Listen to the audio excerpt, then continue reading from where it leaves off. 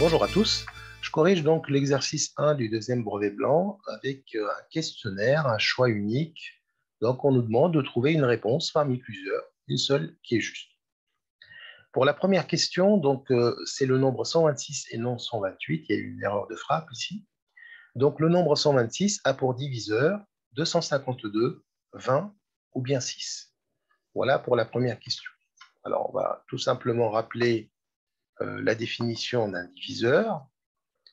Donc, on dit qu'un nombre divise un autre si le reste de la division euclidienne, de A par B, par exemple, est égal à 0. B divise A si la division, le reste de la division euclidienne de A par B, on obtient un reste égal à 0. Je parle bien d'une division euclidienne, pas une division décimale. Très bien. Donc, auquel cas, on va pouvoir écrire que A égale à B fois Q. Donc, B divise A.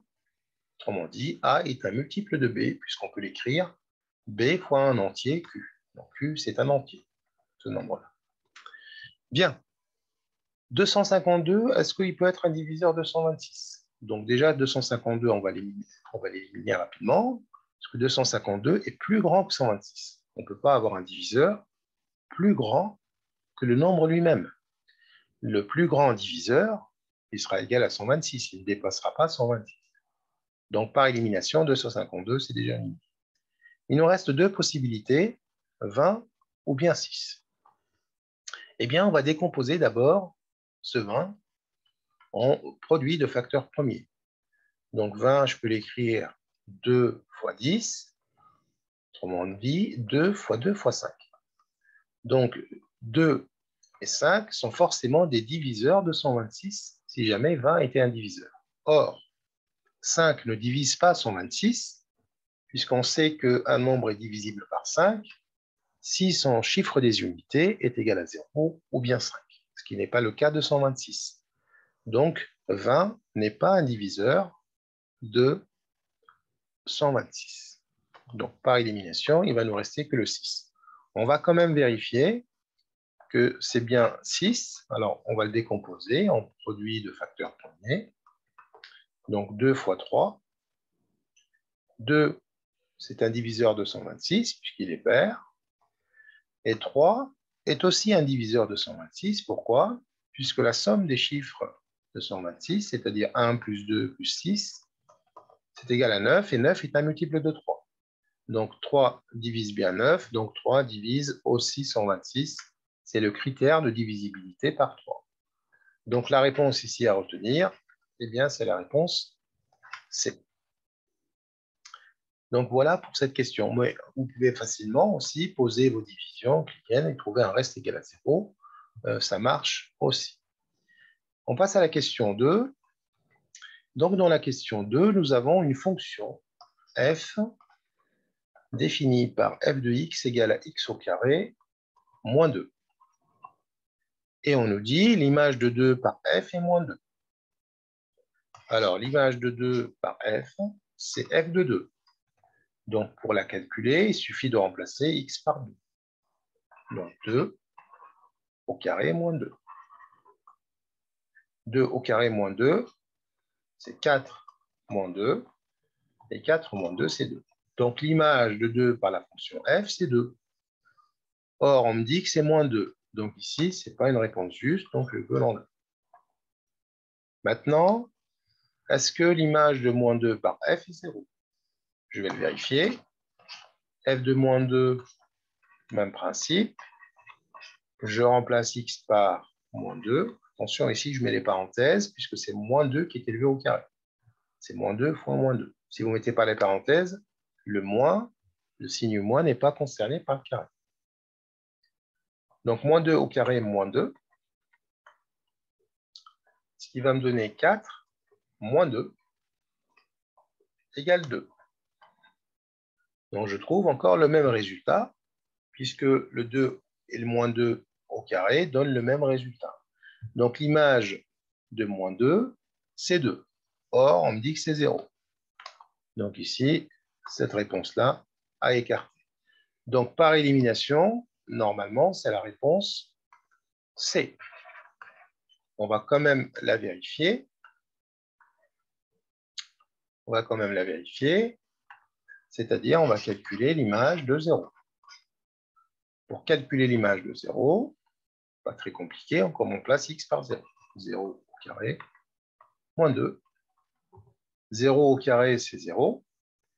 0 moins 2, c'est moins 2. Et on trouve bien la réponse qui a été donnée par l'exercice. Donc, voici pour la question 2. On va passer à la question 3. Alors, la question 3 que je vais rédiger ici. Alors, pour la question 3, donc, nous avons un tableur. Et dans la cellule A2, donc la cellule A2, ici, on a saisi cette formule. 5, moins 5 fois 1 fois 1, plus 2 fois 1, moins 14. Ensuite, on l'a copié vers la droite, c'est-à-dire on l'a copié dans la cellule B2. Et on nous dit quel est le nombre qu'on va obtenir dans B2. On sait que dans un tableur, quand on copie une formule, le logiciel incrémente les cellules, c'est-à-dire il va tenir compte de la colonne où il se trouve, ou de la ligne. Ici, c'est la colonne qui va changer. Autrement dit, dans la cellule B2, ce que je vais avoir comme formule, ça sera moins 5 fois B1 fois B1, et non à 1, puisqu'on a changé de colonne, plus 2 fois B1, moins 14. Or, dans B1, j'ai quoi comme nombre? J'ai moins 3. Donc ça va être égal à moins 5 fois moins 3, fois moins 3, plus 2 fois moins 3, moins 14. Alors, moins 3 fois moins 3, c'est 9. Donc, moins 5 fois 9, moins 6, moins 14. Donc, moins 45, moins 6, moins 14. Et si vous faites ce calcul, vous allez trouver moins 65. Et donc, ça sera la réponse A. Autrement dit, les deux autres, on va les barrer. Donc, pour la question 3, c'est la réponse 3. On passe à la question 4. Alors, qu'est-ce qu'on nous demande dans la question 4? La solution de l'équation moins 5x plus 2 égale moins 1 et 3 cinquièmes ou 5 demi ou moins 3. Donc, vous avez deux possibilités de faire cet exercice. Ou bien vous vérifiez que 3 cinquièmes ou 5 demi ou moins 3 est une solution.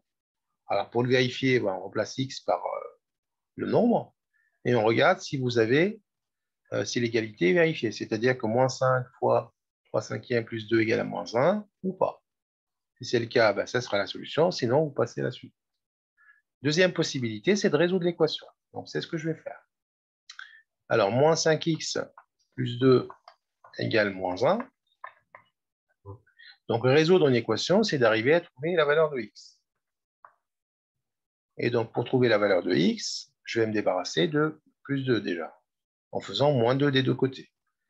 Ce qui va me donner moins 5 égale moins 1 moins 2, c'est-à-dire moins 5x égale à moins 3.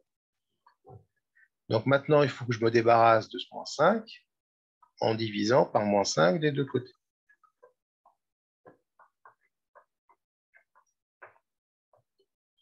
Et donc là, je vais avoir moins 5 sur moins 5, c'est 1.